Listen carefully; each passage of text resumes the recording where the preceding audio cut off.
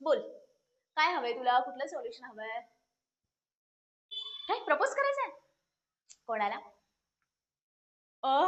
पूजाला. Finally. हा, बोलेल रे हो. एक काम कर. तू ना रोज नको घेऊन जाऊस. डायरेक्ट जा. हा, आजकाल ते ओल्ड फॅशन झालंय. तू एक काम कर. तिला बोल माझी होशील का? ओके, मग काय बोलतोस? अरे यार थांब. ओके, तू एक काम कर. तिला ना एखाद्या रेस्टॉरंटमध्ये घेऊन जा. रोज वगैरे नको देऊस यार. ते गुलाब वगैरे देणं ते सगळं ओल्ड फॅशन झालं. तू ना तिला मस्त जेवण करून दे.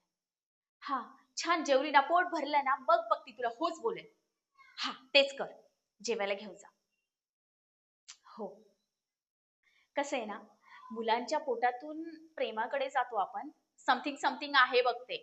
तसंच मुलींना सुद्धा ना आधी पोट भरलं ना, की मग त्यांचं डोकं जरा चालतं.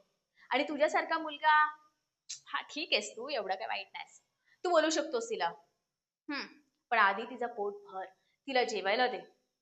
हां, आता कसं आहेस तू तिला आता कॉलेजमध्ये डायरेक्टली घेऊन जाणार आहेस. सकाळी ती निघली असेल, नाश्ता केला असेल नाही. माझ्यासारखी जर का लेट उठत असेल तर प्रॉब्लेम आहे. म्हणून म्हटले कॉलेज सुटल्यावर तिला भेट, छान ग्रीट कर, हाय, हॅलो, हाऊ आर यू वगैरे कर. तिला घेऊन जा, मस्त जेवायला दे. ती जेवली, काहीतरी पहिलं खायला दे बाबा. त्याच्यावरती पहिला फोकस ठेव. खरंच मला पण आता भूक लागली. चल, मग तू कर प्रपोज तिला. हो, रोज वगैरेच्या भानगडीत नको पडूस. ट्रस्ट मी, ते सुकून जातात, इथं तिथं पाडतात मुली. हा, तो जमाना गेला रे. आपण रोज घ्यायचो, वहीच्या पानात ठेवायचो. वाह.